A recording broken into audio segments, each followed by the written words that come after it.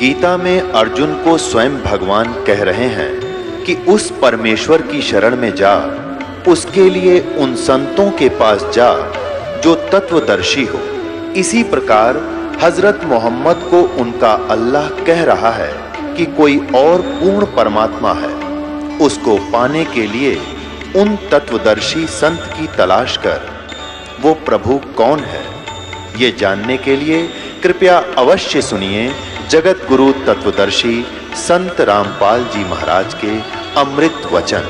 आदि काकी, सैनी, नागी, भुजंगा आदि यानी ऐसी भीमा, बैंकरी, काली, चंडी नाम वाली कन्या के साथ, जैसे गंगा, जमुना आदि ये नाम हो, उससे शादी लड़की से नहीं करें। आगे देखो विवाह का समय और कौन सा अच्छा है। क्या बता के 16 वर्ष से लेकर 24 वर्ष तक का 16 वर्ष से लेकर 24 वर्ष तक कन्या और 25 वर्ष से लेकर 48वें वर्ष तक पुरुष का विवाह समय उत्तम है। क्या बताया है कि 16वें वर्ष से लेकर और 25वें वर्ष तक कन्या और 25वें वर्ष से लेकर 48वें वर्ष तक पुरुष, यानी लड़की का 16 से लेकर 25 के बीच की से लड़की का शादी और 25 साल से लेकर 48 वर्ष के का विवाह उत्तम है। आगे देखना। और इनकी फिर नारी नारी डिग्री बताई है कि जैसे इनमें से जो 16 और 25 में विवाह जो तो निष्कृत है, यानी 16 वर्ष की लड़की और 25 वर्ष का लड़का, ये तो घटिया योग है। 18 और 20 वर्ष की स्त्री और 30, 35 व 40 वर्ष के पुरुष का जोड़ा मध्यम है, काम चलाऊ। यानी 18 से लेकर 20 वर्ष तक तो लड़की और 30 से लेकर 40 वर्ष तक का आदमी का भी जोड़ा काम चलाऊ है। और 24 वर्ष की स्त्री और 48 वर्ष का पुरुष का विवाह उत्तम है। 24 साल की लड़की 48 साल का बूढ़ा होना इनका वो सबसे उत्तम योग है। आगे देखो। और ऐसे करने से सबका कल्याण होता है। अब थोड़ा सा दिखाऊंगा, ज्यादा तो ऐसे ही शर्म आती है ज्यादा दिखाने में, थोड़ा सा आपको और दिखाएंगे जिससे तो कहते हैं ना बस पूत के पैर पालने में पिछड़ जा। अब देवर की परिभाषा दी है महर्षि जी ने। देवर की, जिस विधवा का देवर अर्थात पति का छोटा भाई न हो तो नियोग किसके साथ करे? उत्तर देवर के साथ, परंतु देवर का शब्द जैसा तुम समझते हो वैसा नहीं। देखो देवर उसको कहते हैं जो विधवा का दूसरा पति या छोटा भाई या बड़ा भाई अथवा अपने वर्ण का, अपने से उत्तम वर्ण वाले को जिससे नियोग करे उसी का नाम देवर है।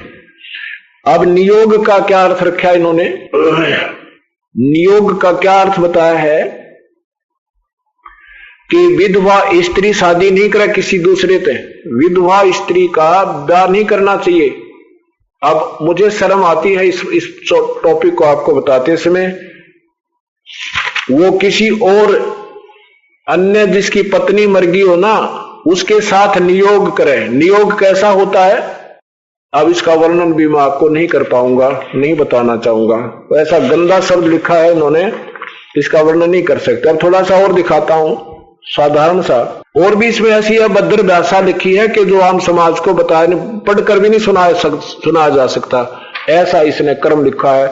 एक अन्य का ज्ञान नहीं था महापुरुष को। ये देखना, विवाहित स्त्री जो विवाहित पति धर्म के अर्थ प्रदेश गया हो तो 8 वर्ष, यहां लिखा है, और कीर्ति के लिए गया हो तो 6, धनादि कमाने के लिए बाहर गया है, दूर देश में प्रदेश गया है, धन कमाने के लिए रोजगार वश यदि बाहर गया है तो 3 वर्ष बाट देख कर नियोग कर ले, नियोग करके संतान उत्पत्ति कर ले। और जब विवाहित पति आवे तो उस नियुक्त पति ने छोड़ दे। अरे तेरा गजब भैया, हे भगवान, क्योंकि बाहर देश में अगर किसी विदेश में पति चला गया तो और किसी पति के साथ बच्चे पैदा कर ले और उस नाय पाछा उसने छोड़ दे और वो बच्चे फिर उस पति के होंगे, वो गोत्र होगा। अरे तेरा गजब हो, ये काम बिगाड़ रखा 3 साल। और फिर कहा कि किसी का लड़की होती हो, ये देखना,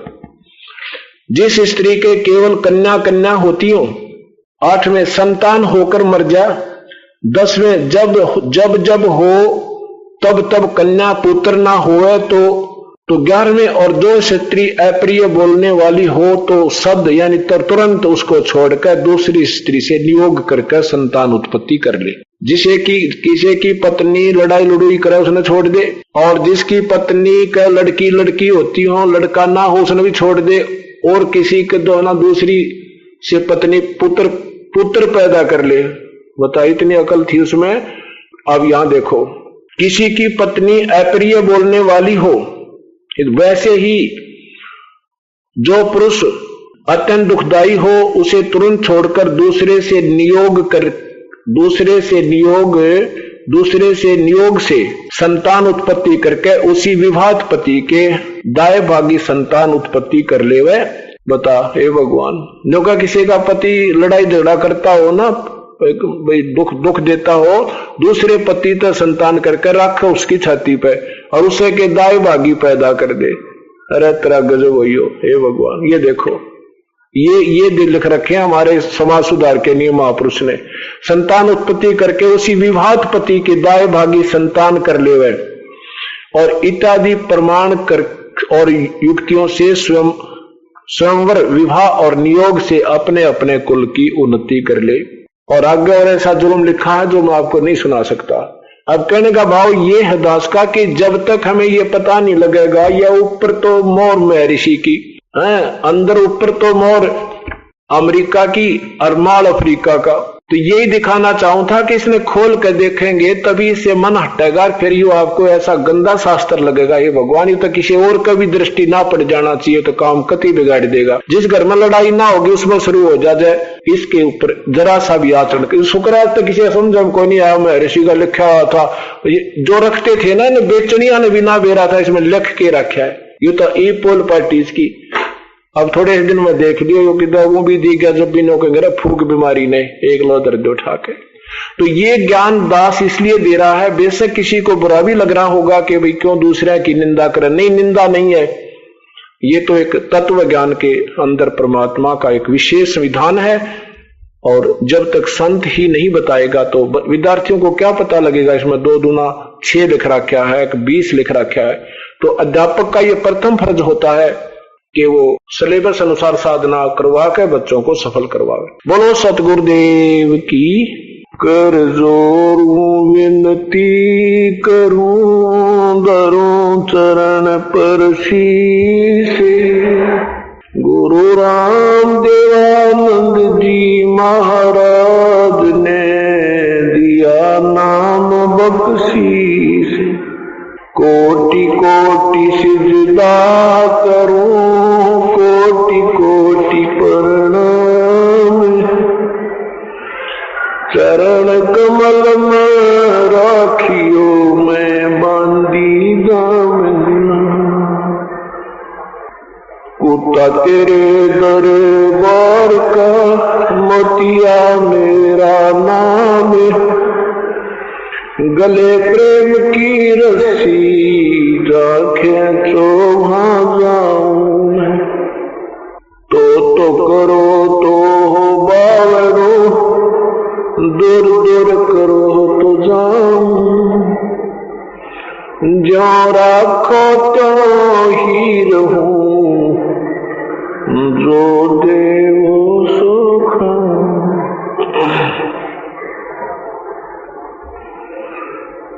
अवगुण किए तो बहुत किए, करत न मानी हारे। भावे बंदा बख्श दियो, भावे गर्दन उतार। अवगुण मेरे बाप जी बख्शोगी बिनवाद, जो मैं पूत कपूत हूँ बोर पिता हूँ। जय इब के सतगुरु मिले सब दुख आँखों रो। चरणों ऊपर शीस धरूं कहूँ जो कहनी हो। सतगुरु आप न भूलियो चाहे लाख लोग मिल जाएं। हमसे तुमको बहुत है तुमसे हमको नहीं। फिर तुम्हारे विसारी क्या बने किसकी शरण में जाऊं। शिव विरच मुनि नारदा इनके हृदय न समाऊं। बंदी छोड़ दयाल जी तुम लग हमारी दौड़े। जैसे कागज जहाज का तक न दूजी ठोरे। राम नाम रटते रहो जब तक घट में प्राणी। कबहू तो दीन दयाल के बनक पड़ेगी कहाँ। बंदे तू कर बंदगी जय चावे दीदारे। अवसर मानुष जन्म का ये मिलन बारंबारे। वो पृथ्वीपति चकवे गए जिनके चक्र चलंती। रावण सरीखे कौन गिने ऐसे गए अनंती।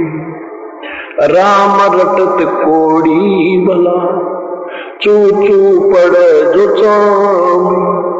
ये सुंदर शरीर किस काम का जिस मुख नाही नाम।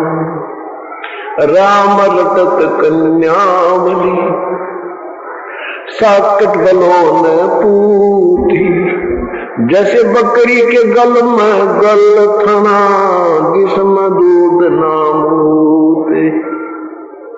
राम रटत दारी दरबलो बावे टूटी घर की छानी। वो सुंदर महल किस काम के जहाँ भक्ति नहीं भगवान। आजा बंदे शरण राम की फिर पीछे पछतावेगा भाई। आजा बंदे शरण राम फिर पाछे पछता। बालू की बीत पवन का खंबा कब लग खैर मनावे। बालू की बीत पवन का खंबा कब। आज मैं तेरे गट लेंगे रतो राम कहने ना पावे। आज मैं तेरे तू राम कहने ना पावेगा भाई। आजा बंदे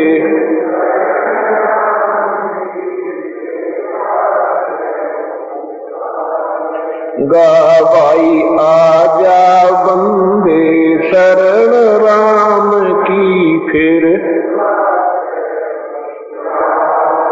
काल बली तेरे सिर पर बैठा भुजा पकड़ ले जावेगा। काल बली तेरे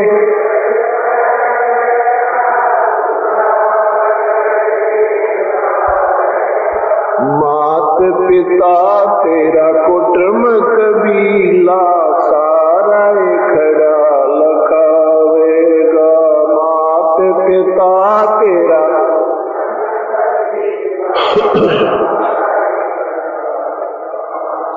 गावाई आजा बंदे शरण राम की फिर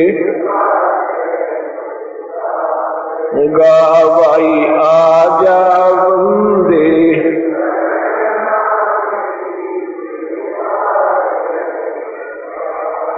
धर्म राय तेरा लेखा लेगा वहाँ क्या बात बनावेगा धर्म राय तेरा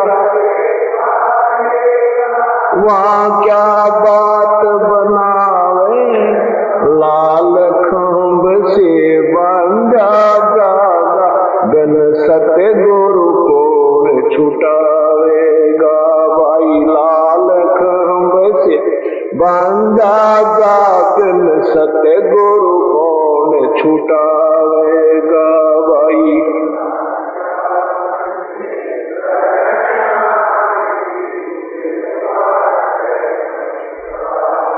गावाई आजा बंदे शरण राम की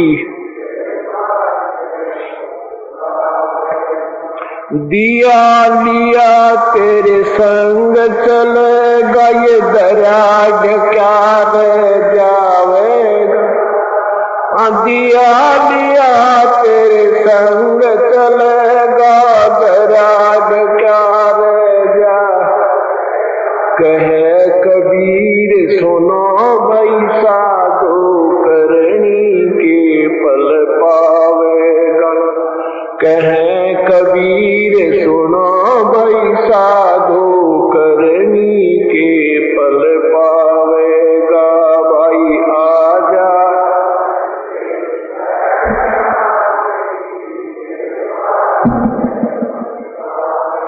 गावाई आजा बंदे शरण राम की साथ साही आजा बंदे शरण राम की फिर पीछे पछतावेगा ये बालू की भीत पवन का खंबा कब लग खैर मनावेगा इस शरीर को 5 तत्वों से बने हुए इस पुतले को परमात्मा ने इतना नाजुक बताया है कि इसकी ना जाने किस कारण से मिट्टी खराब हो जावे बीमारी के कारण किसी दुर्घटना के कारण और कोई हार्ट अटैक हो जावे ऊपर का कितना जरा सा गिर जा तो कनपट्टी लाग जा लगते मर जा परमात्मा ये याद दिलाना चाहते हैं कि जिस शरीर में तू जीवित रहना चाहता है तुझे चिंता होनी चाहिए कि तू इसमें जीवित रह कैसे रहा है कबीर साहब के पास एक भक्त कहने लगा भगवान मुझे मेरे शरीर में मुझे मृत्यु का डर लग रहा है मेरा बहुत तकलीफ है परमेश्वर ने कहा बेटा तकलीफ तो तेरी ठीक हो जाएगी पर मुझे ये डर लग रहा है तू इसमें जीवित कैसे है तूने कभी सोचा इसमें तू जीवित कैसे रह रहा है ये चल कैसे रहा ये 5 तत्वों का पुतला इसमें कोई भी ऐसी सिस्टम नहीं है कोई भी ऐसी व्यवस्था नहीं है जो ये स्थायी हो सके इसका कोई किसी प्रकार से प्रोटेक्शन हो सके और जिससे इसका बचाव रहे उसको तू भूल चुका है परमात्मा की भक्ति नहीं करते इस 5 तत्वों से बने हुए पुतले का वास्तविक जो लाभ हमें लेना है इस मिट्टी से सोना उपजाना है तो ये मिट्टी अनमोल है और नहीं तो ये मिट्टी एक नए पैसे की नहीं है क्या बताते हैं परमात्मा कि पशु के चाम की पातन बन जा नौबत और नंगारा नरदेही कछु काम न आवे जल बुझ हो जा छारा नहीं तो ये 5 मनुष्य का जो शरीर है ये सबसे व्यर्थ है जैसे पशु के चाम की जूते बन सकते हैं ढोल नगारे का ये ऊपर का एक कपड़ा चमड़ा लगता है वो भी कुछ न कुछ बाद में काम आ जाता है ढोलक पोलक बजाने में लेकिन ये तेरा चाम तो वो काम भी ना अगर भक्ति ना करीता है इस मिट्टी का अगर तूने लाभ उठाना है तो केवल परमात्मा की भक्ति शुभ कर्म और संतों की शरण ये इसका मूल उद्देश्य रखते हुए अपना दैनिक कार्य को भी कीजिए और इसको कब तक रखना चाहता है आज चाहे किसी की आयु 90 वर्ष की होगी उसकी आशा भी ये रहती है कि एक अपने गांव में ना 115 साल जी गया था, अभी तो और शायद 10-5 वर्ष बात बन जा। उठ के बैठा नहीं जाता, दिन में 100 खांसी उठे, 10 कदम चल दे, सांस चढ़ जाए, फिर भी नो आस्था है, ये आस्था है कि अभी तो 10 वर्ष तो और भी शायद बात बनी रहे। तो ये आशा नहीं समाप्त होगी जीवन की, ये तो मालिक ने प्रबंध करना पड़ता है। कब तेरा पीछा छुटावा इसे कबाड़ते, ये कुबाड़ है जब तक इसमें भक्ति नहीं करते। और 60-70 साल के बाद तो फिर ये आप पे वजन बन जाता है। ये 5 तत्व की मिट्टी अपने आप महसूस होने लग जाती है कि वास्तव में ये तो बात बिगड़ गई, कुछ भी को नहीं हो। इससे पूर्व हमने प्रभु की साधना अधिक कर लेनी चाहिए, जिसके कारण हमारा बुढ़ापा भी ठीक हो जाएगा, क्योंकि परमात्मा की कृपा से फिर ये गोडे नहीं दुखे, जोड़ा में दर्द नहीं हो, धीरे धीरे सारा सेटिंग हो जाएगी और कोई छोटा मोटा कष्ट आएगा वो भी नॉर्मल यानी साधारण भाव से समाप्त हो जाएगा।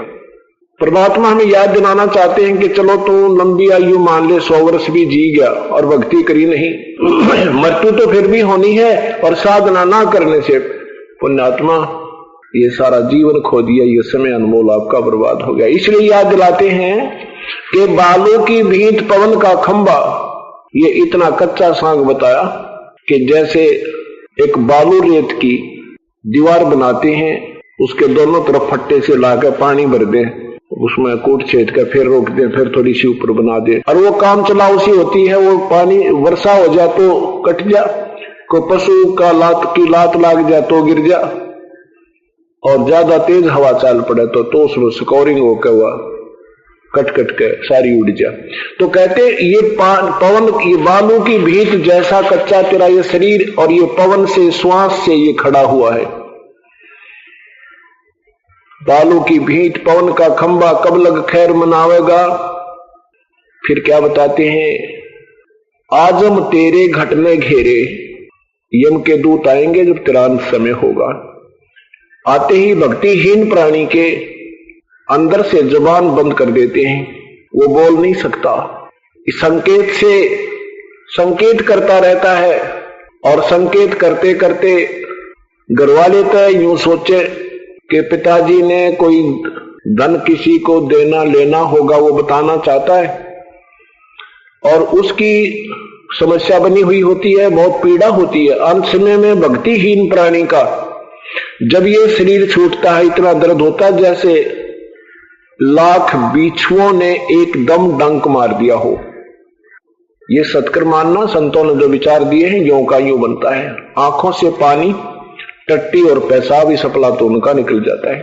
और जिन्होंने परमात्मा की भक्ति कर रखी होती है, विधिवत साधना कर रखी है, दान पुण्य आदि किए हुए हैं, उनका ये शरीर सेकंडों में निकल जाता है, उसको ये पीड़ा नहीं होती। और परमेश्वर अपनी प्यारी आत्मा को सीने से लगाकर ले जाते हैं, जैसे बंदरिया ले जाती है अपने छोटे से बच्चे को, सीने से लगाए फिरती है। उसके लिए परमात्मा कहते हैं, आए हैं सो जाएंगे, राजा रंग फकीर, एक सिंहासन चढ़ चले, एक बंदे जाए जंजीर। जाना तो सभी ने है, मृत्यु तो हम सबकी होगी, लेकिन हमारी जो मृत्यु होगी वो ऐसी मृत्यु होगी फिर कभी नहीं होगी। और जो भक्तिहीन प्राणी है उनकी मृत्यु ही मृत्यु होगी, उनका जीवन नहीं होगा। कैसे? जैसे कुत्ता बन गया, वो के जीवन है, कोई जीवन नहीं। मृत्यु की ही फिर मृत्यु होगी, मृत्यु होते फिर नया जीवन जो शुरू होगा वो भी मृत्यु से बदतर ही होगा, गधा बन जाएगा, सुअर बन जाएगा। हम इस परमात्मा की सतभक्ति से, इस क्रिया से, इस करनी से हमारा या तो मानव शरीर ही होगा, और नहीं तो हम सतलोक चले जाएंगे। ये नहीं कि सदा ऐसा ही होता रहेगा, क्योंकि शाम जो ये लगातार सत्संग सुनना पड़ता है आपको, क्योंकि ये महीने में आपने 2, 3, 4 ये लेक्चर, ये परमात्मा के प्रवचन सुनने को मिलते रहे, लगातार 1-2 वर्ष आप सुनते रहोगे, साथ में ये 7 धार्मिक पुस्तकें जो लिखी हुई इनको पढ़ते रहोगे, फिर आपका कोर्स पूरा हो जाएगा। और ये जो सत्संग अब चल रहा है ये फिर आपके बहुत ही आसानी से समझ में आने लग जाएगा, क्योंकि एक समय 2 घंटे होते हैं, उसमें ज्यादा से ज्यादा ये अपना जो सिलेबस होता है ये कवर करने की चेष्टा ये दास करता है। उसमें दोनों तरह के सत्संग किए जाते हैं। एक तो प्राथमिक जो पहली बार सत्संग में आती है पुण्यात्मा, उनके लिए ये ए फॉर एप्पल ये पढ़ाई जाती है। और फिर उनके लिए जो पुराने भक्त हो गए हैं जिनको ये भी उनके लिए ये भी साथ काम करते हैं और साथ में उनको वो कोड वर्डों के माध्यम से भी सत्संग सुनाया जाता है। वो फिर फिगर पकड़ जाते हैं कि अब सतगुरु जी क्या कहना चाह रहे हैं, कहां बोल रहे हैं। और प्रथम दूसरी तीसरी बार कोई सुनता है तो उसके मन में ये प्रवचन जो किए जा रहे हैं उनको शंकाएं उत्पन्न होने लग जाती हैं। अब जैसे चल रहा है कि हमारा जो जन्म होगा वो मनुष्य का ही होगा, अन्य प्राणी का नहीं होगा।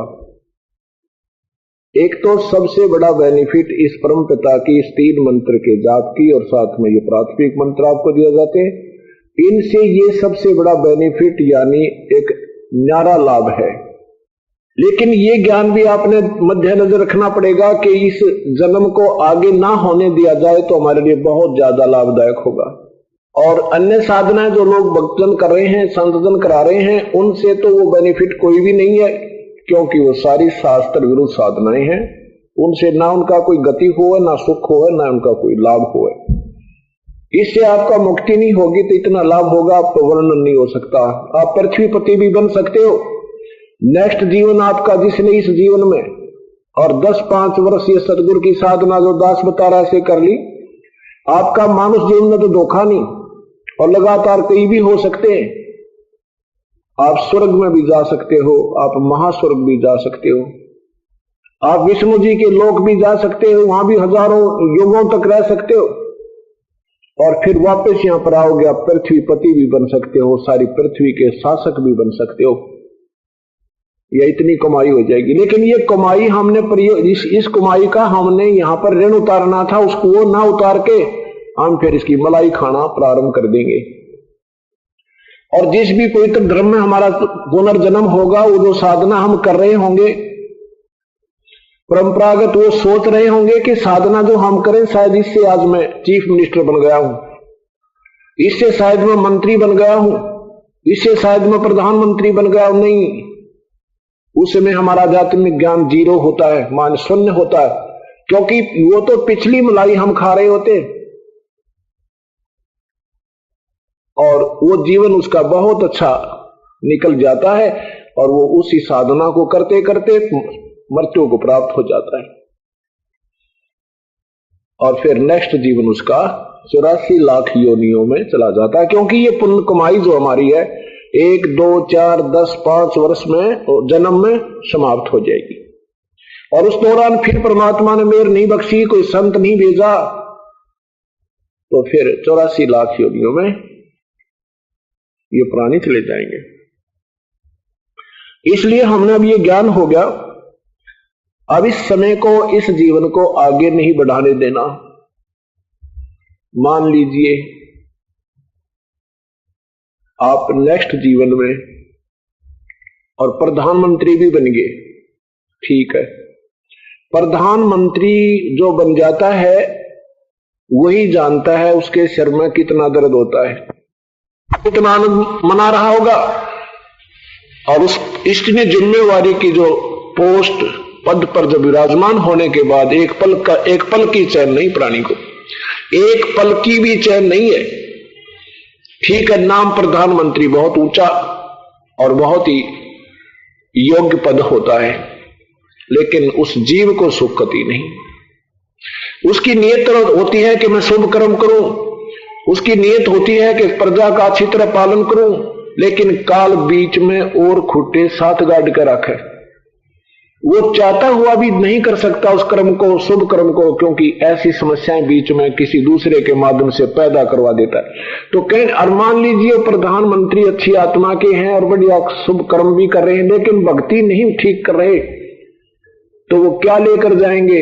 मान लीजिए एक फैक्ट्री लगा लेंगे, 20-30 करोड़ रुपया जमा करा देंगे बैंक में, आप मृत्यु को प्राप्त हो जाएंगे, पशु बन जाएंगे। यहां परमात्मा हमें याद दिलाना चाहते हैं कि पुनर्जन्म की आस मत करना। हे भगवान, फिर जन्म मत देना मेरे प्रभु। इसी जन्म में अपने इस मिट्टी के हाथ भी रगड़ दो उस परम पिता के चरणों में, इसकी भक्ति और सेवा के अंदर।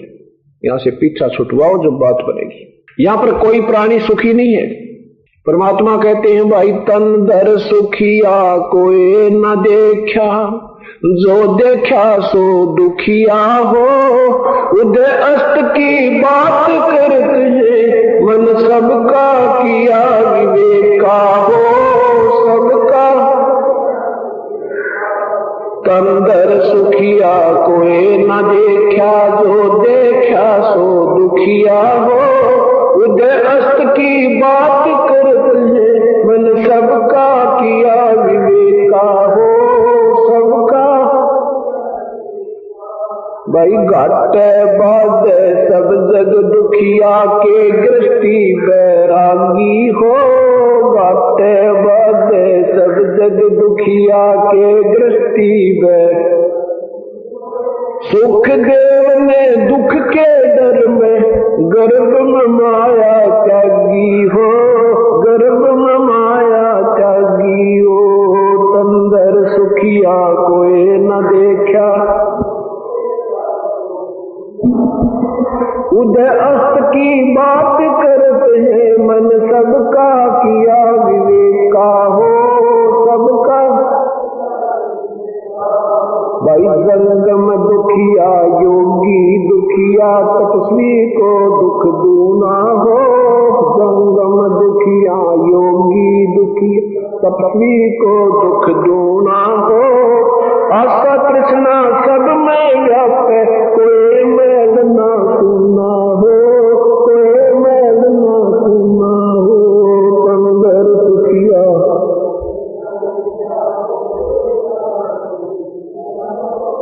उदय अस्त की बात करते हैं, मन सबका किया विवेका हो। भाई साच कहूँ तो जग ना मान, या झूठ कही ना जाई हो। साच कहूँ तो जग ना मान, झूठ कही ना जाई हो। ब्रह्मा विष्णु शिव जी दुखिया, जिन ये रहा चलाई हो। जिन ये तंदर सुखिया कोई न देखा, जो देखा तो। उदय अस्त की बात करते हैं, मन सबका किया विवेका हो। सबका भाई सुरपति दुखिया भूपति दुखिया, रंक दुखी बपरीती हो। सुरपति दुखिया भूपति दुखिया, ये रंक दुखी बपर। कहे कबीर और सब दुखिया, संत सुखी मन जीती हो।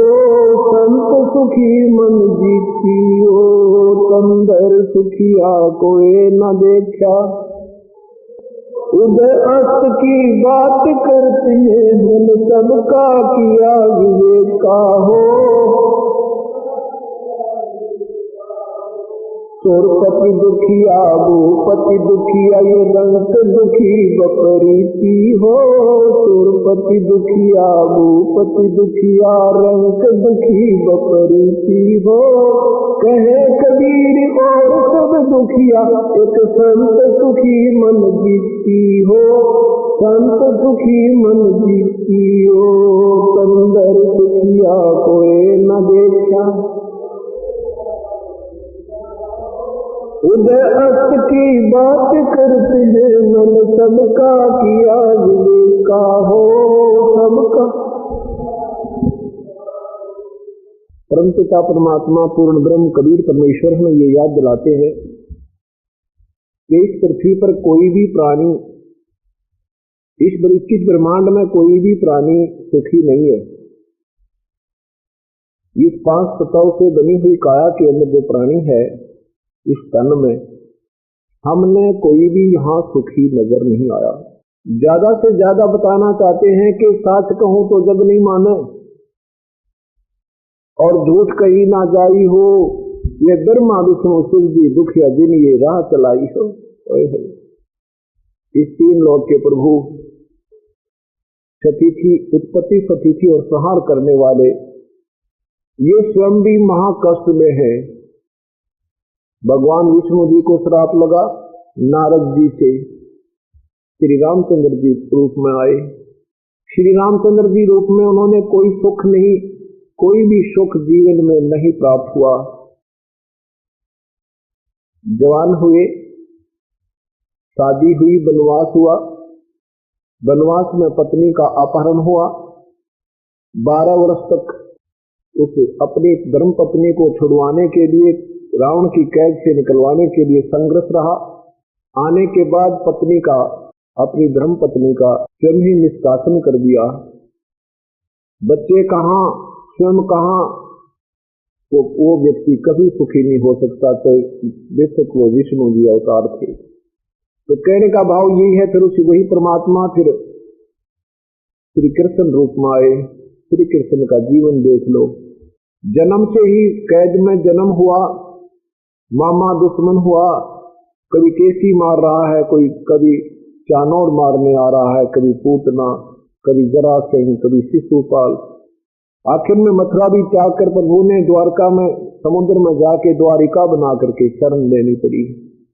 अंत में जब मृत्यु हुई प्रभु की, एक शिकारी ने विषाक्त तीर मारा प्रभु के सामने ही, तीन लोग के स्वामी के सामने ही पूरा यादव कुल विनाश हो गया, आपस में लड़ मरा। तो बेटे और पोते भी समाप्त हो गए।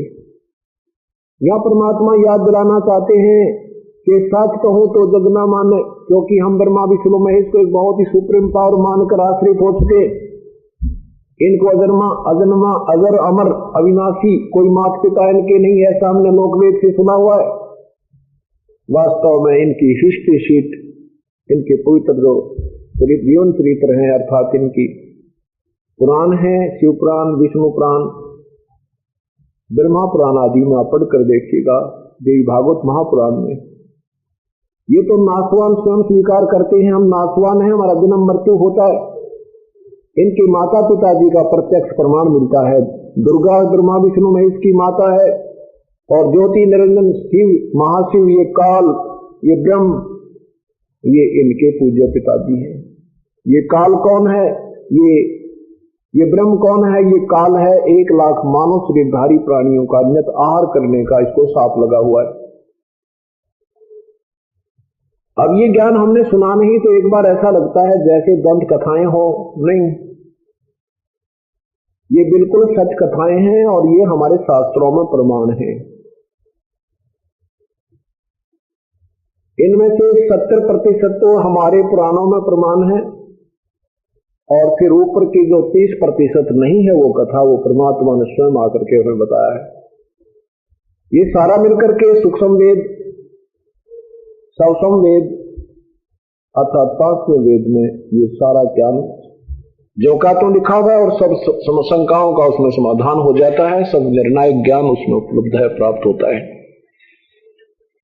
तो क्या बताना चाहा है कि सच कहूं तो जग ना माने, क्योंकि आज से 550 वर्ष पहले जो परमात्मा यही ज्ञान दिया करते, जो दास आधुनी के अमृत बरसाया हुआ अपने आपको उनकी प्यारी आत्माओं तक पहुंचा रहा है, आज से अगर 20-50 वर्ष पहले भी आज ये दास बताने लग जाता तो कोई भी इस बात को ऊपर नहीं आने देता। सब यही कहते झूठ बोलता है, कहीं नहीं लिखा, किसी वेद में, किसी पुराण में नहीं लिखा ब्रह्मा विष्णु महेश के माता पिता। लेकिन अब परमात्मा ने ऐसे समय में ये प्रयास किया है अपनी प्यारी आत्माओं को अपने बारे में जानकारी देने का, कि अब कोई ये नहीं कह सकता वो झूठ बोल रहा है, और कह रहा है तो तुरंत यहां पर हाथों हाथ सच्चाई लेकर जाते प्रत्यक्ष प्रमाण प्रोजेक्टर पर आपको मिलता है, और प्रश्न नंबर और उसके अध्याय नंबर भी आपके सामने होते हैं। बुद्धिजीवी प्राणी तुरंत देख करके शांत हो जाते हैं। उन आग लगाने वालों की अब पार नहीं बसा रही, उनकी दाल नहीं गल रही। पहले धर्म या समाज के तौहीन हानि होने के कारण आपस में हमें लड़ा मारते थे, अपना उल्लू सीधा कर लेते थे, हम लड़ते रहते थे उनकी वजहों की, तो वो बकवास चलती रहती थी। अब परमात्मा ने ऐसे समय में ये कार्य शुरू किया है, अब सब ठीक हो जाएंगे, किसी की दाल गलेगी नहीं, सब बहन बेटी भाई बुजुर्ग सब शिक्षित हैं और हम अपने उस मूल मालिक को पहचान लेंगे। अब कौन है वो परमात्मा जिसकी हमने शरण में जाना चाहिए? आजा बंदे शरण राम की, फिर पीछे पछताएगा, बालू की भीत पवन का खंभा, फिर कबल खैर बनाएगा। अब कौन से भगवान की शरण में चले? यदि हम ब्रह्मा विष्णु महेश का आश्रय लेकर उनकी पूजा करते हैं तो वो नाशवान, उनकी मृत्यु।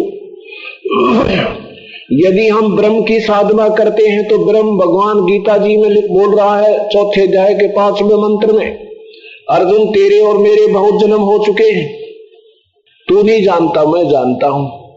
दूसरे अध्याय के 17वें श्लोक में कहता कि अर्जुन ये मत सोच कि हमारा और तुम्हारा अभी पहली बार जन्म हुआ है।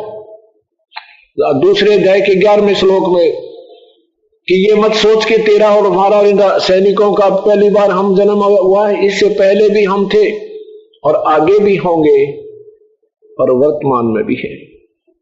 फिर कहा कि अर्जुन 18वें अध्याय के 62वें श्लोक में कि तू सर्वभाव से उस परम पिता की शरण में जा, उस परमेश्वर की शरण में जा जिसकी कृपा से तू शाश्वत स्थान, शाश्वत माने सदा रहने वाले अविनाशी लोक सतलोक को प्राप्त होगा और परम शांति को प्राप्त होगा, फिर जन्म मृत्यु और दुख तुझे नहीं होगा। वो परमात्मा कौन है, कैसा है, उसको कैसे पाया जा सकता है, वही भेद बताने के लिए स्वयं परमेश्वर आए थे और फिर इस दास के ऊपर मेहर की ड्यूटी ला दी, या एक चौकीदारा दे दिया आपको जगाने का। ये अमृत पहले ही हमारे सदग्रंथों में विद्यमान है, लेकिन ये दास को खजाने की चाबी देकर एक सुखी शाबाशी दे दी प्रभु ने, और जो आप तक ये पहुंचाई जा रही है, जो इस खजाने का हिस्सेदार बन जाएगा वो मालो माल हो जाएगा और जो वंचित रह जाएगा वो कंगाल हो जाएगा। क्योंकि अब कलयुग में तो भक्ति 1% भी नहीं शास्त्रानुकूल रही। सब संतों ने अपनी अपनी दंत कथा बनाकर अपना अपना मार्ग प्रशस्त कर दिया, और यही काल चाहता था, यही काल ने करवाना था कि कलयुग में परमेश्वर कबीर आएगा और फिर अपना कोई दास भेजेगा। उससे पूर्व ही सब शास्त्र विहीन साधना पर आधारित लोक वेद दंत कथाएं सतलोक की सुना सुना के पुण्य आत्माओं को भ्रमित कर दिया जाएगा, और वो कर दिया जा चुका है। लेकिन परमेश्वर भी पूर्ण ब्रह्म है, वो अपने बच्चों तक अपनी सत भक्ति को, सत ज्ञान को अवश्य पहुंचाकर छोड़ेगा। उसने वायदा कर रखा है कि धर्मदास तो लाख दुआई, ये सार शब्द कहीं बार न जाई। धर्मदास जी से कहा था कि ठीक है तू मुक्ति पा, अपना नाम ले, सार नाम तुझे देता हूं, पर इसको बाहर मत बताना। यही कसम गरीबदास जी से खिलाई थी, यही कसम श्री नानक साहिब जी से खिलाई थी, यही कसम श्री दादू साहिब जी से खिलाई थी कि तुम नाम जपो, पर ये अभी सार नाम किसी को बताना नहीं। अब वो समय आ गया है कि धर्मदास तो लाख दुहाई, ये सार शब्द कई बार ना जाई, सार शब्द बार जो पढ़ी बिचली पीढ़ी हंस ना तिरही। कहा था कि अगर उसमें कहा था कि अगर अब ये सार नाम किसी संत नकली इन काल के दूतों के हाथ लग गया तो ये भी यही मंत्र देना शुरू कर देंगे, और जब हमारा भक्ति युग आएगा उस समय ये डिफरेंशिएट नहीं हो पाएगा, ये कोई निर्णय नहीं कर पाएगी, भिन्नता नहीं रहेगी कि कौन सी साधना ठीक है, कौन सी गलत है, किससे प्रमाण करें। अब सदग्रंथ हमारा प्रमाण है, पवित्र गीता जी में प्रमाण है, ओम तत् सत इति समर्थे ब्रह्मण त्रिविध इति निर्देश है, ब्रह्मण त्रिविध समर्थ है। यही पवित्र श्याम वेद 822 नंबर संख्या में कि उस परमात्मा का वो कबीर परमात्मा है, और 3 नाम का जाप देकर मंत्र देकर अपनी प्यारी आत्माओं को यहां से काल के जाल से निकालता है और उसकी उम्र भी बढ़ा देता है। उसकी आयु भी बढ़ा देता हो परमात्मा अपनी रजा से, अपने कोटे थे, अपने खजाने थे। क्योंकि आज से 550-600 वर्ष पूर्व अपने सभी पूर्वज अशिक्षित थे और ये चतुर लोगों ने शिक्षा संस्कृत का एक भाषा विशेष का ज्ञान होने से अपने आप को विद्वानों की पदवी प्राप्त कर ली थी। अब ये पवित्र वेदा और पवित्र गीता जी का ज्ञान अक्षर ज्ञान से नहीं, ये तत्व ज्ञान से ही जाना जा सकता है। इसमें कोई भी अक्षर ज्ञान विशेष नहीं है। जैसे आपको दोहों के माध्यम से कबीर परमात्मा या आदरणीय गरीबदास साहिब जी की वाणी, आदरणीय गुरु नानक देव जी की वाणी, आदरणीय दादू साहिब जी की वाणी, इसमें बहुत ज्यादा सांकेतिक शब्द होते हैं और उन दोहों को ऐसे ही ये वेद हैं। वेदों में जो वाक्य हैं ये पूर्ण नहीं है, इनमें काफी 90% कोड वर्ड हैं और ये भी पद्य भाग के अंदर हैं और इनको खोलना केवल गद्य भाग का ज्ञान प्रथम होना चाहिए, तब ये पद्य भाग खोला जा सकता है, जाना जा सकता है, नहीं तो इसकी कोई चाबी नहीं है। और वो गद्य भाग कौन सा है? जिसमें सृष्टि रचना का ज्ञान और कबीर परमेश्वर की महिमा का पूर्ण रूप जानकारी होनी चाहिए, तब ये पवित्र वेदों और पवित्र गीता जी या सभी महापुरुषों की जिन्होंने परमात्मा पाया उनकी वाणी को हम समझ सकते हैं, उनके अनुसार हम अपना आचरण कर सकते हैं। अभी तक परमात्मा का कोई निर्णय किसी के पास नहीं था, केवल उस परमेश्वर से के अतिरिक्त पवित्र वेदों में लिखा वो सही है, पवित्र कबीर अमृतवाणी में, कबीर वाणी में लिखा वो भी सही है।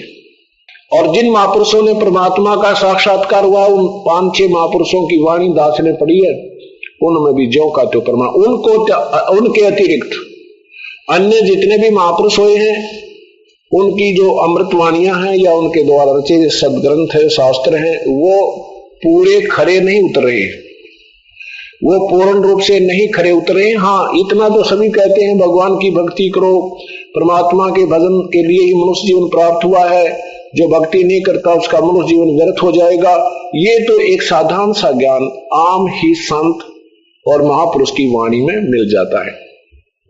परमात्मा की परिभाषा के बारे में वो सब शास्त्र पवित्र वेदों और पवित्र गीता जी और उन महापुरुषों की वाणी से विपरीत ही ज्ञान दे रहे हैं जिन्होंने परमात्मा पाया है। कैसे?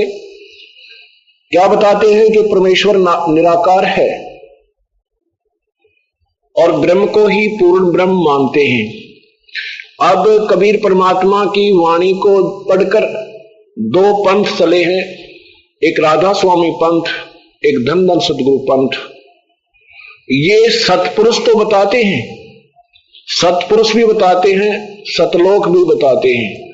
कबीर साहब की एक शब्द है, करने नो दीदार महल में प्यारा है, उसके अंदर ये 32 कली का एक शब्द है। परमात्मा ने 0 से लेके और लास्ट तक की सारी कहानी बता रखी है।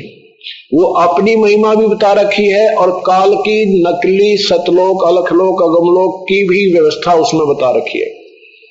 लेकिन इन महापुरुषों ने उस शब्द को पढ़ा, सुना और उसके आधार पर अपनी सोच के आधार से दंत कथाओं की कथाएं अलग से पुस्तकें बना डाली और अंत में परमात्मा सतपुरुष को निराकार बता दिया। कबीर साहब की वाणी को पढ़कर यह तो बता दिया कि करोड़ सूर्य करोड़ चंद्रमा मिला दे, इतना तेज है एक रोमकूप का सतपुरुष का सतलोक में, और अलखलोक में है कि अरब सूर्य मिला दे, अरब चंद्रमा। अलख पुरुष रूप में परमात्मा है, उसकी एक रोमकूप की शोभा है, और अगम लोक में खरब सूर्य खरब चंद्रमा मिला दे, इतनी रोमकूप की, इतना तेज है। और अनामी लोक में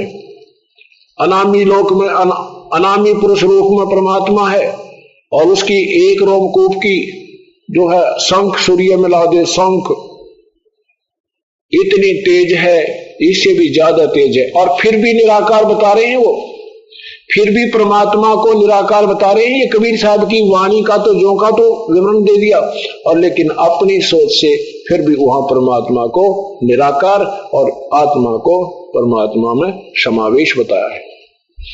ये लोकवेद है, ये बिना अनुभव की कथाएं हैं, उनका कोई उपलब्धि नहीं महापुरुषों को।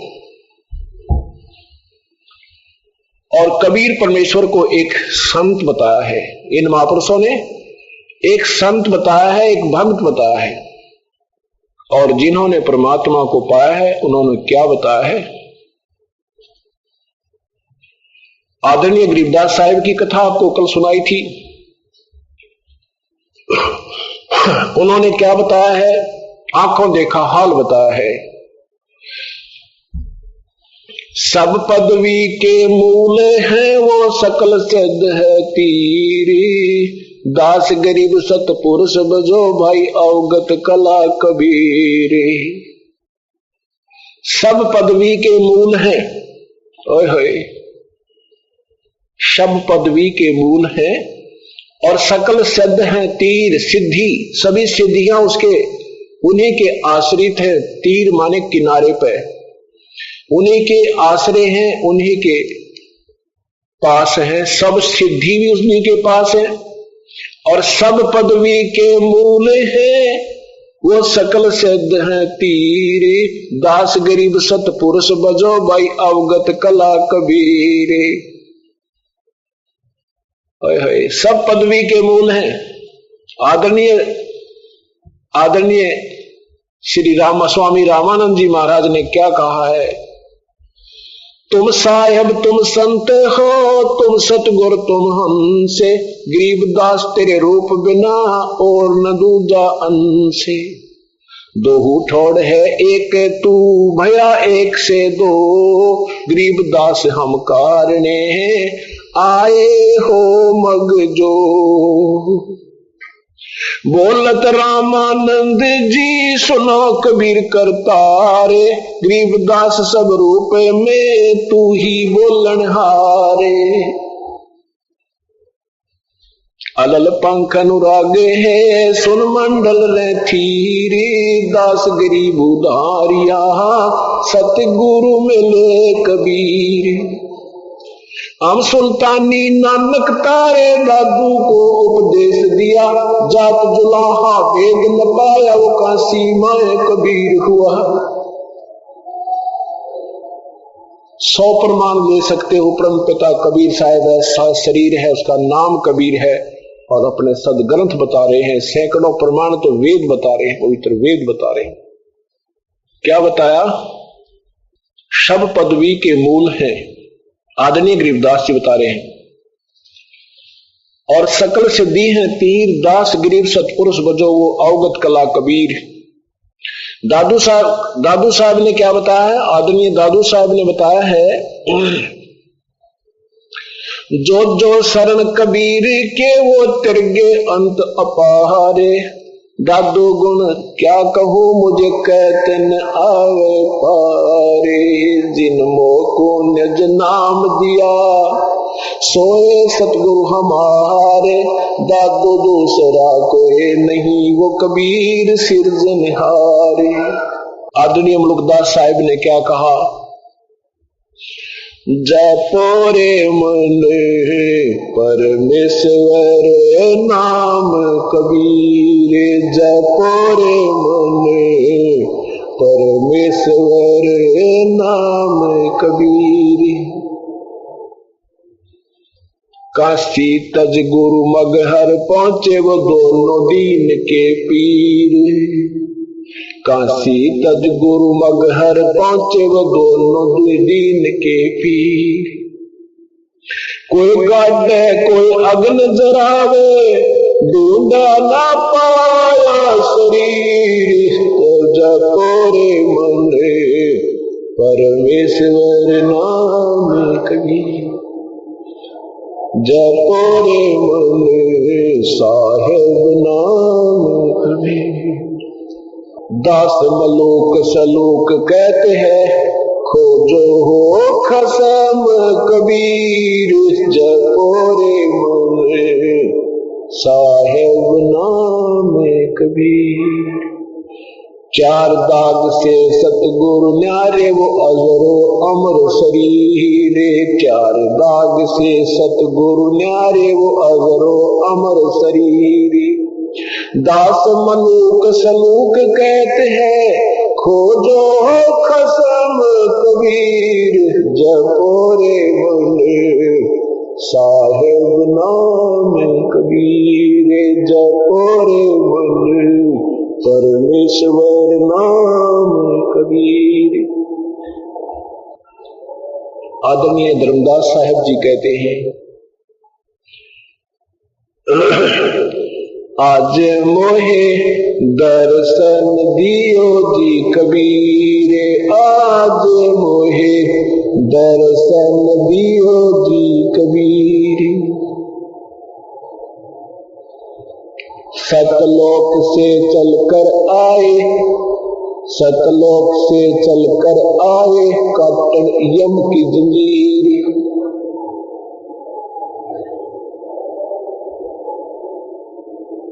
आज मोहे दर्शन दियो जी कबीर। आज मोहे दियो जी कबीर। आज मोहे सतलोक से चल कर आए। सतलोक से चल काटन यम की जंजीर। आज मुझे दर्शन दियो जी कबीर। आज मुझे अमृत भोजन मारे सतगुरु जी में। अमृत भोजन मारे सतगुरु शब्द दूध की खीर। आज मोहे दर्शन दियो जी कबीर। आज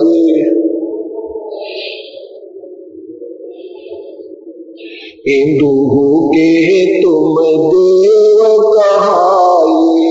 हिंदू के तुम देव मुसलमान के पीर। आज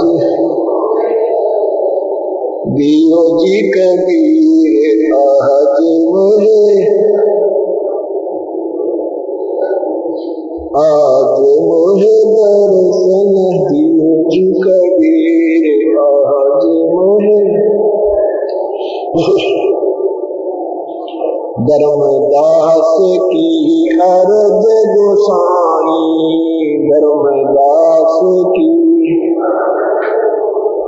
केवल लंगाइयों पर में तीर। आज मोहे दर्शन आज मोहे दर्शन दियो जी कबीर। आदरणीय गुरु नानक साहब जी क्या कहते हैं? एक अर्ज गुफ्तम पेश तोतर तो दर कून करतार। ओए होए हक्का कबीर करीम तू बेऐब परवरदिगार।